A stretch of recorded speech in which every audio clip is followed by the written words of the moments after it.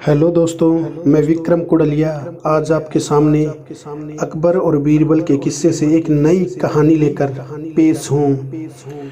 कहानी का नाम है बीरबल ने पकड़ा चोर। जी दोस्तों, बीरबल ने पकड़ा चोर कहानी का है।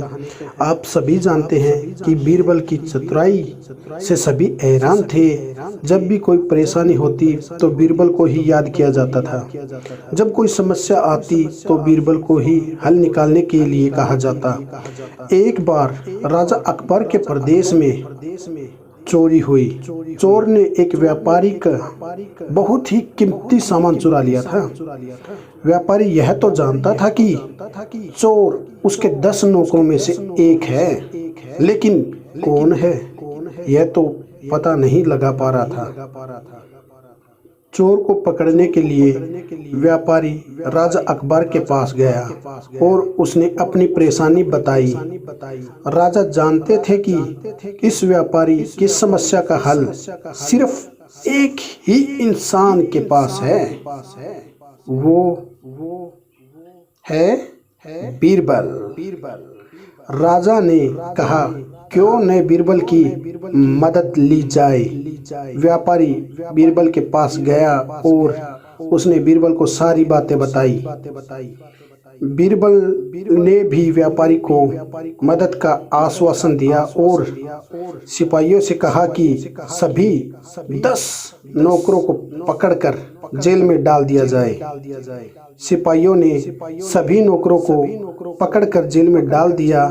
फिर बीरबल ने सबसे पूछा कि चोरी किसने की, लेकिन किसी भी नौकर ने यह नहीं माना कि चोर वही है। बीरबल ने सोचा कि ये लोग ऐसे नहीं मानेंगे, कुछ तरकीब ही लगानी पड़ेगी। बीरबल बाहर गए और कुछ देर बाद 10 एक समान लंबाई की छड़ी लेकर आए और सभी 10 लोगों को एक एक छड़ी पकड़ा दी। छड़ी पकड़ते हुए बीरबल ने कहा कि ये कोई साधारण छड़ी नहीं है।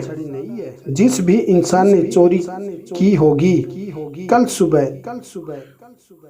कल सुबह तक उसकी छड़ी 2 इंच बड़ी हो जाएगी। यह कहकर बीरबल चले गए। अगले दिन बीरबल सुबह होते ही जेल गए और सभी नौकरों की छड़ी को देखने लगे। उन्होंने जब ध्यान से देखा तो पता चला कि उनमें से एक नौकर की छड़ी 2 इंच छोटी थी। यह देखते ही बीरबल ने फौरन कहा, यही चोर है।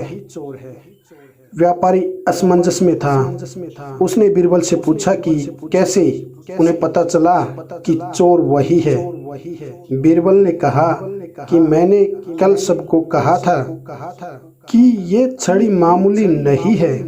जो भी असली चोर होगा उसकी छड़ी कल तक 2 इंच लंबी हो जाएगी। इसलिए चोर ने अपनी छड़ी के 2 इंच बड़े हो जाने के डर से रात को ही छड़ी को 2 इंच छोटा कर दिया, ताकि अगर वो लंबी भी हुई तो किसी को पता नहीं चलेगा। व्यापारी बीरबल की बुद्धिमत्ता की प्रशंसा किए बिना न रह सका।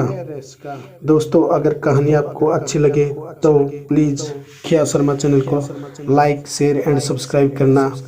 और इस कहानी से हमें सीख मिलती है, झूठ बोलने वाला या चोर कितना ही शातिर क्यों न हो, उसका झूठ या चोरी पकड़ने का कोई न कोई तरीका जरूर होता है। बस आपको धैर्य से और सूझबूझ से काम लेना होता है। Please like, share and subscribe my channel. Thank you.